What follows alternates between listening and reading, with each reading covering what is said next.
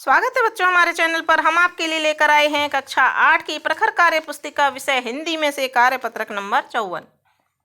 इस कार्यपत्रक में दिए गए अनुच्छेद को पढ़ना और दी गई जानकारी और तथ्यों का पता लगा पाने की दक्षता दी हुई है।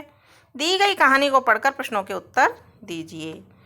कहानी है, नसरुद्दीन की बीवी ने उसे रोटी खरीदने के लिए बाजार भेजा। जब नसरुद्दीन रोटी की दुकान पर पहुंचा तो उसने देखा कि रोटी खरीदने के लिए लोगों की लंबी कतार लगी है।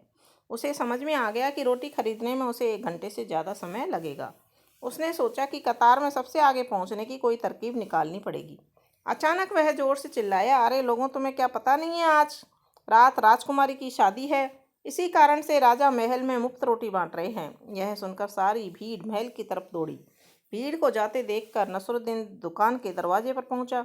रोटी के पैसे देने के लिए उसने जेब में हाथ डाला तो उसे अचानक ख्याल आया कि मैं भी कितना मूर्ख हूँ। सब अपने अपने हिस्से की मुफ्त की रोटी बटोरने गए हैं और मैं यहाँ पैसे देकर रोटियाँ खरीद रहा हूँ। और वह महल की ओर भागा। जब वहाँ पहुँचा तो उसे गुस्से का शिकार होना पड़ा। क्रोध से बड़ी भीड़ ने उल्लू बनाए जाने के कारण नसरुद्दीन को खूब भला बुरा कहा। तो बच्चों, इस तरह से ये कहानी थी। अब देखते हैं प्रश्न। सही जवाब पर सही का निशान लगाइए।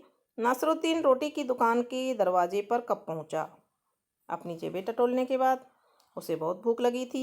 जब लोग वहां से चले गए उसके बाद। तो जब लोग वहां से चले गए उसके बाद। अगला प्रश्न ख नंबर का है, कहानी में सबसे पहले क्या हुआ होगा? सामने दिए गए कोष्टक में क्रम संख्या लिखिए। नसरुद्दीन अपने जेब में पैसे ढूंढता है। नसरुद्दीन को दुकान पर लोगों की लंबी कतार दिखती है।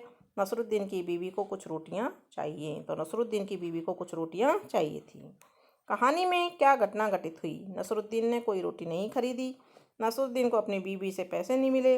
राजा अपनी बेटी की शादी की खुशी मना रहे थे। तो नसरुद्दीन ने कोई रोटी नहीं खरीदी और ऑप्शन इसमें सही होगा।